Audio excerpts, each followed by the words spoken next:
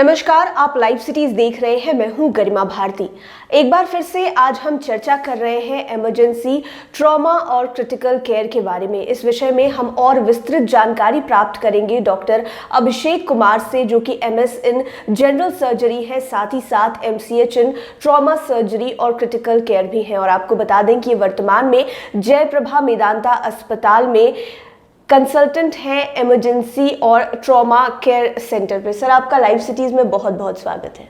Ji, thank you. जैसा कि हम लगातार चर्चा कर रहे हैं इमरजेंसी और ट्रॉमा और क्रिटिकल केयर के बारे में, तो आपका तो डिपार्टमेंट भी यही है। सबसे पहले तो मैं ये जानना चाहूँगी कि मेदांता अस्पताल में आपका डिपार्टमेंट क्या काम करता है और कैसे काम करता है, और कितने लोग इसके लिए यहाँ पर रखे गए हैं। जैसा कि आप जानते हैं कि जो जयप्रभा मेदांता बिहार का सबसे बड़ा हॉस्पिटल है जी, उसी तरह इसका जो इमरजेंसी एंड ट्रॉमा डिपार्टमेंट है वो भी काफ़ी बड़ा है। इसमें जो काम करने वाले डॉक्टर्स हैं, नर्सिंग स्टाफ हैं, RMOs हैं, काफ़ी वेल ट्रेंड हैं। हमारे पास अत्याधुनिक मशीनें, वेंटिलेटर्स, इन्फ्यूज़न पंप्स और जो भी इमरजेंसी में काम वाली वस्तुएं हैं वो हमारे पास 24/7 अवेलेबल हैं। हमारे पास 24/7 अल्ट्रासाउंड मशीन, पोर्टेबल एक्सरे और इको मशीन, ये 24/7 हमारे पास ही इमरजेंसी डिपार्टमेंट में है। एक्चुअली मैं आपको बता दूं कि जो आम मरीजों का जो ट्रीटमेंट होता है उससे काफ़ी अलग इमरजेंसी के मरीजों का ट्रीटमेंट होता है। इसमें समय की काफ़ी कमी होती है। हमें बहुत कम समय में मरीजों को क्विक असेसमेंट करना होता है, कुछ जरूरी टेस्ट करने होते हैं, कुछ इन्वेस्टिगेशंस करके उनका प्रॉपर इलाज करना होता है। तो वो उन सब सारी चीज़ों को ध्यान में रखते हुए हमारे पास सारी सुविधाएं हैं ताकि हम मरीजों को क्विक अटेंड करें, क्विक उनका डायग्नोसिस करें और उनको तुरंत ट्रीटमेंट दे पाएँ। हमारे पास 24/7 OTs अवेलेबल हैं। अगर कोई पेशेंट्स वैसा आता है जिसको तुरंत में ऑपरेशंस की ज़रूरत होती है तो हम विदिन हाफ एन आवर उसे OT में शिफ्ट करके उसका ऑपरेशंस भी कर पाते हैं। इमरजेंसी का तो मतलब हमें समझ में आ रहा है, लेकिन जब हम बार बार हम चर्चा कर रहे हैं ट्रॉमा की, तो अगर लेमैन्स लैंग्वेज में अगर हम या हमारे दर्शक समझना चाहें तो ट्रॉमा एक्चुअल में क्या है, किस तरह के मरीज इस कैटेगरी में आते हैं? देखिए, ट्रॉमा का मतलब हिंदी में आघात मतलब होता है आघात। जी। एक बात मैं आपको बता दूं कि और सब बीमारी हो चाहे ना हो, लेकिन ट्रॉमा जो आघात होता है वो सबको होता है। ट्रॉमा के अंतर्गत जैसे रोड ट्रैफिक इंजरी हो गई, जो एक्सीडेंट्स हो गए, फॉल फ्रॉम हाइट, ऊंचाई से गिर जाना, जैसे बच्चे खेलते हुए पेड़ से गिर जाते हैं, घर में छतों से गिर जाते हैं, मारपीट के दौरान लोग किसी को चाकू से मार देते हैं, कोई फायर आर्म इंजरी यहाँ पे तो कॉमन है, गन शॉट इंजरी ये हो गई। हमारा इंडस्ट्रीज़ में जो वर्कर होते हैं उनको इंडस्ट्रीज रिलेटेड कुछ दुर्घटनाएं हो जाती हैं, तो इन सब चीज़ों के लिए हमारा डिपार्टमेंट वेल इक्विप्ड है। और मैं खुद ट्रॉमा सर्जरी में मैंने ट्रेनिंग ली हुई है, तो हमारे डिपार्टमेंट ऐसे मरीजों को ट्रीटमेंट करने के लिए काफ़ी तत्पर है और काफ़ी वेल इक्विप्ड है। अगर हम आपके करियर की बात करें जयप्रभा मेदांता में, तो जब से जयप्रभा मेदांता शुरू हुआ यहाँ पटना में, उसके बाद से आपके यहाँ आपके डिपार्टमेंट में किस किस तरह के मरीजों को आपने सक्सेसफुली ट्रीट किया है अब तक? देखिए, हमारे डिपार्टमेंट में 2 तरह के पेशेंट्स आते हैं इमरजेंसी में। एक होगी मेडिकल इमरजेंसी और दूसरी सर्जिकल इमरजेंसी।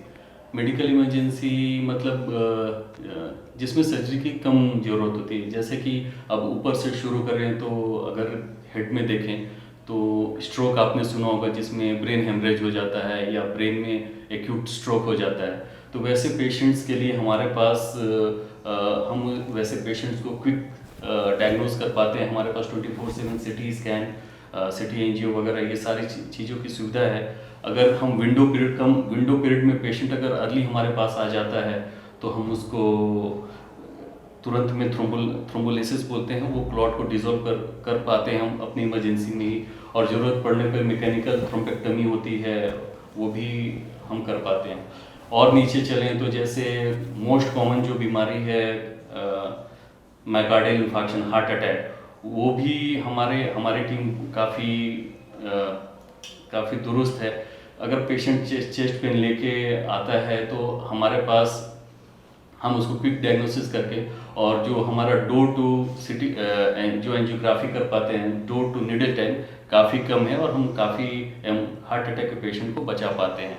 और उसी तरह जैसे पॉइजनिंग का केस ले लीजिए, किडनी के पेशेंट्स हो गए, ब्रेथलेसनेस, जो पेशेंट ब्रेथलेस होते हैं, अस्थमा के पेशेंट्स होते हैं, उनको हम लोग उसके लिए हमारे पास काफ़ी अच्छी व्यवस्था है। और सर्जिकल इमरजेंसी जैसे एक्यूट एब्डोमेन हो गया, पेशेंट्स का अगर कोई एपेंडिसाइटिस हो गया, आंतों में छेद हो गई या कोई ऑब्स्ट्रक्शंस है, तो वैसे पेशेंट्स को भी हम क्विक डायग्नोसिस करके तुरंत में विद इन आवर्स उसको ऑपरेट भी कर पाते हैं। तो जैसे हमारे पास कोई लिमिट नहीं है, जिस तरह के पेशेंट्स आते हैं हमारी टीम पूरी तत्पर है, और हमारे पास सारे डिपार्टमेंट्स यहाँ पे अवेलेबल हैं। अगर हम जयप्रभा मेदांता की बात करें तो हमने कई डॉक्टर्स से बात की, सभी ने अपने अपने डिपार्टमेंट्स के बारे में बताया।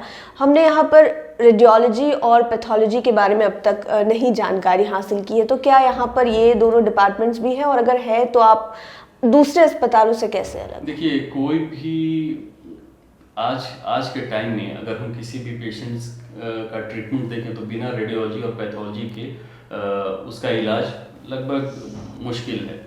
और क्योंकि कोई भी अगर हमें डायग्नोसिस बनाना हो तो हमें 24/7 रेडियोलॉजी और पैथोलॉजी ब्लड रिपोर्ट्स चाहिए होता है। बहुत सारे हॉस्पिटल्स में अगर ये सब सारी सुविधाएं होती भी हैं तो रातों में नहीं होती, 24/7 अवेलेबल नहीं होती हैं। तो हमारा जो रेडियोलॉजी डिपार्टमेंट है उसके हमारे पास अच्छी क्वालिटी की ultrasound machine, CT machine, MRI, CT, angio, intervention radiology, ये सब हमारे पास है। और 24/7 रात को 2 बजे भी अगर कोई पेशेंट्स आता है तो हम उसका CT विद इन मिनट्स कर पाते हैं, और ज़रूरत पड़े तो उसको क्विक हम उसका ऑपरेशन भी कर पाते हैं। तो 24/7 हमारा लैब है और हमारा रेडियोलॉजी है वो ऑपरेट करता है। इससे हमको मरीजों को इलाज करने में काफ़ी सुविधा होती है, और उससे मरीज भी हमारे काफ़ी लाभान्वित होते हैं। यानी कि रेडियोलॉजी और पैथोलॉजी अगर डिपार्टमेंट दोनों ही बहुत तत्परता से काम करे तो इलाज का प्रोसेस और कम हो जाता है और जल्दी हो जाता है, समय नहीं लगता, बहुत जल्दी होता है। और एक्चुअली मेडिकल साइंस में और खासकर इमरजेंसी और ट्रॉमा के पेशेंट्स में टाइम का बहुत ही अहम रोल है जी। क्योंकि अगर हम टाइम लूज़ करेंगे, अगर टाइम ज़्यादा लगाएंगे तो हम पेशेंट्स को लूज़ कर सकते हैं, क्योंकि पेशेंट हमारे पास बहुत एक्सट्रीम्स में आते हैं। उन बहुतों के पास का पल्स नहीं होता, BP नहीं होता, ब्रेथलेस होते हैं, हमारे पास टाइम कम होता है। तो विद द हेल्प ऑफ ये रेडियोलॉजी और पैथोलॉजी हम क्विक डायग्नोसिस करके उनका इलाज कर पाते हैं एक निश्चित समय अंतराल में। आखिरी सवाल पूछना चाहूँगी, जैसा कि हम नाम से ही जान रहे हैं कि Jayprabha Medanta super speciality hospital, तो मेरा सवाल ये है कि यहाँ पर आप लोग किन किन डिपार्टमेंट्स में सुपर स्पेशलिटी की जो सर्विस है वो प्रोवाइड करवा रहे हैं? अगर आप हेड टू टो अगर देखें तो हमारे पास न्यूरोलॉजी, न्यूरोसर्जरी डिपार्टमेंट 24/7, सारे डिपार्टमेंट 24/7 रन करते हैं। और नीचे आए तो हमारे पास कार्डियोलॉजी डिपार्टमेंट है, cardiovascular and thoracic surgery department है, पल्मोनोलॉजी है, हमारे पास एंडोक्राइनोलॉजिस्ट हैं, गैस्ट्रोएंटरोलॉजिस्ट, गैस्ट्रोसर्जरी, यूरोलॉजिस्ट, नेफ्रोलॉजिस्ट, ऑर्थोपेडिशियन, मैं खुद ट्रॉमा सर्जन। तो हमारे पास कैंसर के काफ़ी अच्छे डॉक्टर्स हैं, ऑन्को सर्जन्स हैं।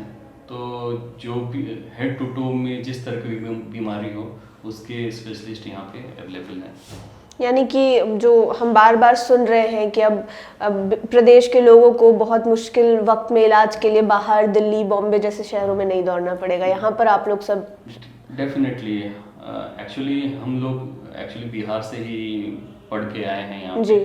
हम लोग हैं बिहार की, तो हमारी कोशिश भी यही है कि हम जो बाहर में जो ट्रीटमेंट है, जो दिल्ली वगैरह में जो ट्रीटमेंट चल रही है, तो हमारे लोगों को वैसी स्टैंडर्ड ट्रीटमेंट की व्यवस्था यहाँ पटना में मिले और लोगों को बाहर न जाना पड़े। डॉक्टर अभिषेक, आपका बहुत बहुत शुक्रिया, आपने तमाम जानकारियाँ हमारे दर्शकों के साथ शेयर की है और इतनी महत्वपूर्ण जानकारियाँ बताई है। Thank you. तो आपने डॉक्टर अभिषेक कुमार को सुना, जिन्होंने इमरजेंसी, ट्रॉमा और क्रिटिकल केयर के बारे में विस्तृत जानकारी दी है। कई तथ्यों को बताया जो शायद हम और आप इससे पहले नहीं जान रहे थे। इसी तरह की तमाम जानकारियों के लिए आप लाइव सिटीज के साथ बने रहिए। धन्यवाद।